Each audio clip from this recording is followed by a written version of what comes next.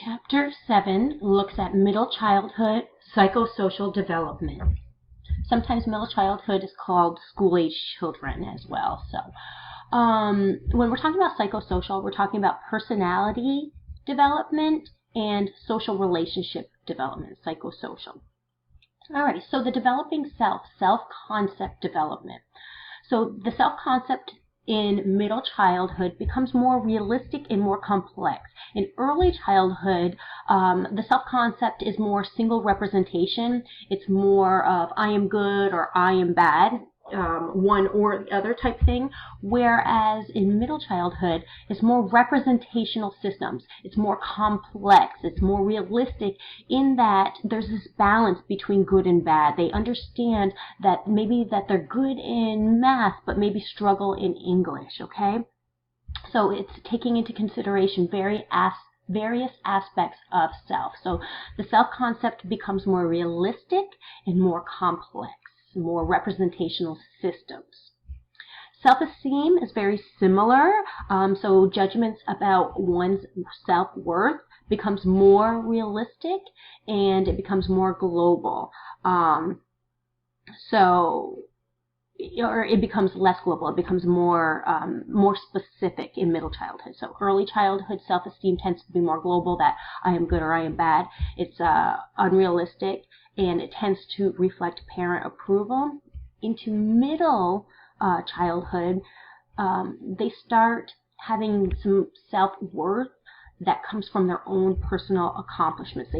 They start taking pride in their personal accomplishments around 7 or 8, and it's less dependent on adult approval.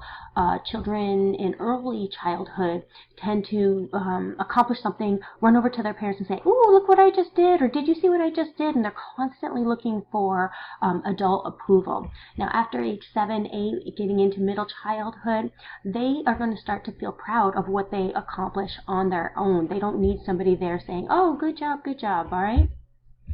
So Erickson, psychosocial stages, they are into industry versus inferiority in middle childhood. The chief source of self-esteem in middle childhood is a view of their productive competence, that they can master skills, that they can complete tasks. So the virtue develops through resolution of the fourth psychosocial conflict, that industry versus inferiority. In middle childhood, or sometimes it's called school-age children, they're doing a lot of work at school. They're doing a lot of work in creating social relationships. Work, another a word that's associated with work, is industry. They're very industrious during this time, industry. But sometimes kids are not going to be awesome at every single thing that they try, okay? They're going to fail sometimes, and they have to find this balance between really accomplishing things and then sometimes knowing that, all right, well, maybe that's not my strongest skill. So they have to find this balance, and when they find this balance, they have this sense of competence. So children must learn the productive skills their culture requires, or else face feelings of inferiority. And this includes social support from friends and family. So in middle childhood, their self-esteem becomes less dependent on adult approval, but they still need that social support from family and friends. Now, a child with low self-esteem is less likely to get along with peers.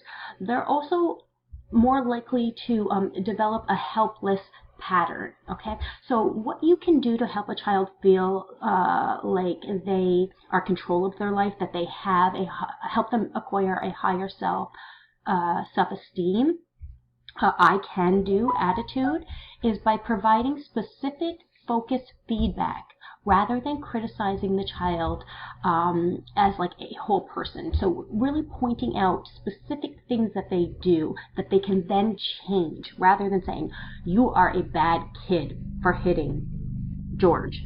Instead of saying that, instead of saying "you are a bad kid," point out that when you hit George, that was a bad decision.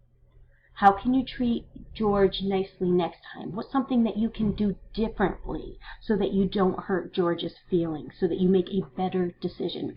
Do you see how that's a huge difference from saying you're a bad kid? It's very specific. It's saying when you hit George, that was a bad decision. Not that you're a bad person. You made a bad decision, or that was a bad behavior.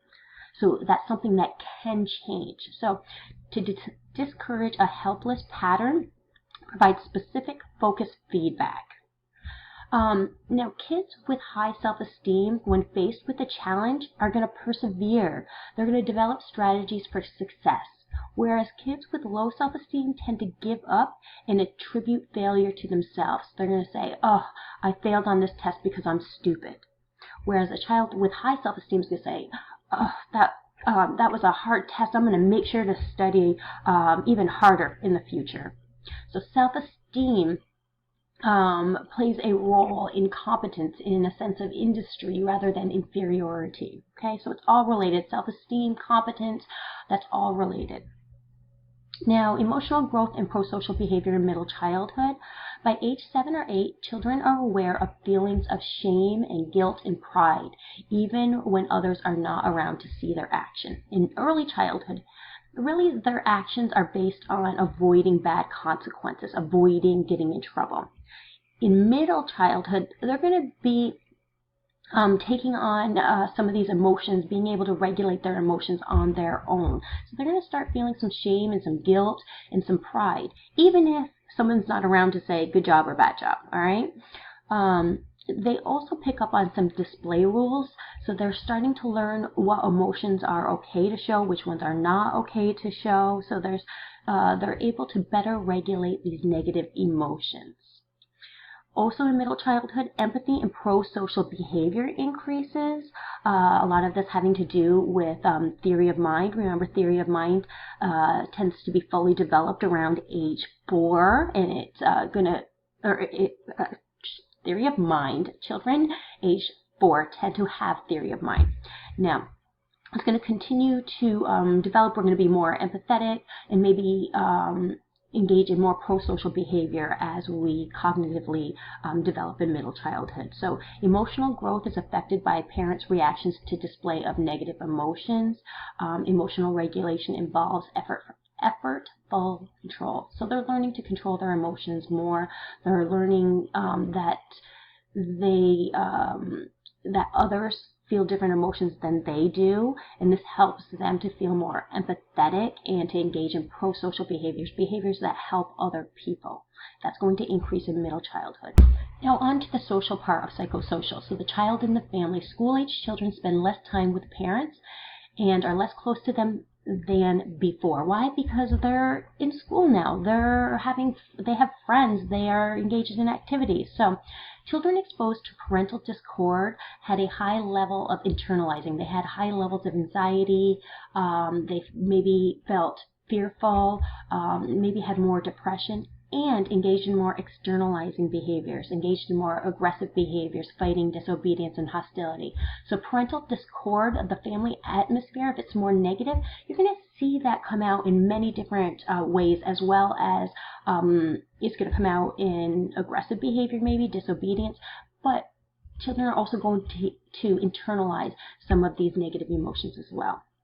So co-regulation reflects a gradual shift in control from parents to children. So really, in early childhood, the parent is controlling the child. The parent is regulating the child through consequences, through timeout. In middle childhood, the child starts to regulate themselves a little bit more. So parents need to provide general supervision and encourage the child to self-regulate. So it's this transition. Early childhood, the parent's pretty much regulating them. In middle childhood, there's this co-regulation. And then in adolescence, you're going to see more of that regulation be handed over to the adolescent. All right. So Baumert sorted out or classified these different parenting styles. This video is going to explain it in detail about, parents. Some parents are very, very strict. That's the authoritarian parent. It's all about control and obedience. Authoritarian. Whenever I see authoritarian, I think of librarian. Authoritarian, librarian, very strict. No talking in the library. Very strict. It's all about obedience. They're not listening to the child so much about what their thoughts are. There's a lot of limits, boundaries, and less emotional support, and much less emotional, just less touchy-feely kind of love, all right? The child tends to be unhappy, unpleasant, have lower self-esteem. Authoritative, the way I remember this, is VE, is the same 2 letters in love, all right? So this parent gives lots of love, and they tend to be more democratic. They tend to respect the child's individuality. They talk to the child about boundaries. So there are boundaries here, but there's lots of love. They're going to respect that child and communicate with that child to find out what they think about different things, rather than just saying, you need to obey me. Why? Because I'm the parent. Authoritative has much more love, and they're going to be they're going to treat their child a little bit more with see them as a separate person worthy of communication and working with them, all right? So the parents set firm limits and they enforce them, but they show plenty of love. They respect the child's individuality. Authoritative, with the VE, the love, right, have the most competent children. They tend to be self-reliant, popular, achievement-oriented, all right? Permissive. Permissive is really, this is the parent that just wants the child to like them, wants to be friends. So they're very permissive. They let the child pretty much do whatever they want. So a lack of boundaries, but there's lots of love there. The permissive parent just really loves the child, but doesn't want to make them upset. So these children tend to be very impulsive without self-control. These tend to be the Veruca salts, the really whiny, kind of annoying children that are used to getting everything that they want, all right? Now, neglectful or uninvolved is a lack of limits, so a lack of rules and boundaries, and a lack of love. This parent is uninvolved. The parent is focusing on their own needs rather than the needs of the child. These children are more likely to abuse drugs and get involved in crimes, do poorly in school, be more aggressive. All right, so parenting type is very much correlated with certain behaviors in the children. The most competent children come from parents that are authoritative, the VE at the end, the love one, the VE, that tends to be the most competent, all right? The children tend to be most competent. Why? Because authoritative parents do use a lot of inductive techniques in their discipline. So inductive refers to they try to induce desirable behavior by appealing to a child's sense of reason and fairness. So they're going to negotiate with them. They're going to talk to them. So they're, instead of saying, you know, you're in trouble for hitting Jerry and you're grounded. That's very authoritarian. It's very, I don't need to even hear what your thoughts are or why you did it. Authoritative is going to say, all right, this is not okay that you hit Jerry.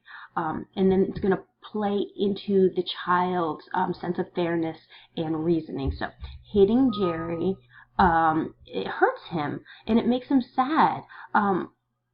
What do you think you can do in the future so that you're not hurting Jerry's feelings? Why did you do that? Why did you act out like that? Why did you hurt him? And why did you make him sad? What's going on there? And what can be a consequence for that? All right, so inductive is really working with the child and helping the child to understand and internalize rules and really get the different rules by coming to those conclusions themselves, because you're tapping into the child's reasoning and fairness. So these intrinsic motivators for behavior. Now, power assertion is more what authoritarian parents do, the librarian, right? Authoritarian. It's all about putting demands and threats and spankings. This is less effective. Children who receive physical punishment after age 10 tend to have not very good relationships with their parents. So power assertion is not the best. Withdrawal of love is not good either. So that's ignoring, isolating, showing dislike for the child. We always need to give kids lots and lots of love. So the best way to discipline children is the way authoritative, the VE, parents discipline, through inductive techniques, okay? Talking with the child and getting them to adopt certain values and helping them to understand those values. Avoid power assertion and avoid withdrawal of love.